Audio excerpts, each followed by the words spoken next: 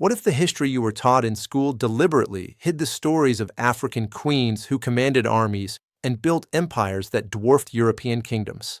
While European societies were still taking shape, legendary queens on the African continent were leading tens of thousands of soldiers and controlling global trade networks.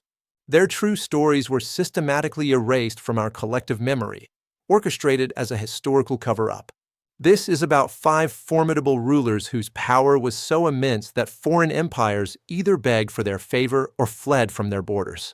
We're journeying to an era when Rome was a fledgling power and African civilizations were already monumental, with queens as battlefield commanders, economic strategists, and architects of advanced societies.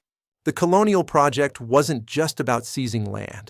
It was an assault on history itself, burning libraries, demolishing temples, and inventing false narratives to subjugate populations.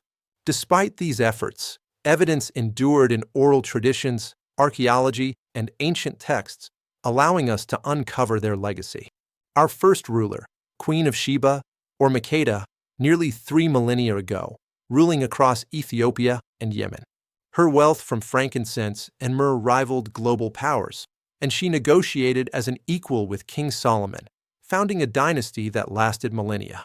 Western academics often distorted her story to deny a black woman's intellect and power. Next, 40 BCE, Queen Amon-Irenas of Kush in modern-day Sudan. When Rome demanded tribute, she led armies to overrun garrisons, famously decapitating Augustus statues. Using guerrilla tactics, she forced a 5-year stalemate and a peace treaty exempting Kush from taxes. A black queen halted the Roman Empire, yet it's a mere footnote in mainstream history. In 1624, in the Kingdom of Ndongo, Angola, Queen Nzinga confronted Portuguese enslavement. During negotiations, she famously sat on an attendant's back to assert her sovereignty, then waged 30 years of resistance. She allied with the Dutch and freed enslaved people, dying undefeated at 80, her legacy smeared as a witch by the Portuguese.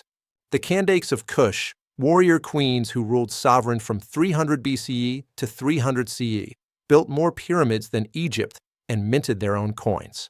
Their power was so renowned that even Alexander the Great reportedly halted at their borders, yet their significant role is frequently minimized. Finally, in the 1500s, Queen Amina of Zaza, Nigeria, expanded her kingdom, conquering vital trade routes for salt and gold. She led an army of 20,000 soldiers and fortified numerous cities, reigning for 34 years unmarried, rejecting European interference. Her achievements were often dismissed as myth by colonizers, but her legacy endures. Do you recognize the pattern? This was a war on memory to justify slavery and colonization. Explorers encountered stunning African empires, but the lie persisted. Africa had no history before Europe.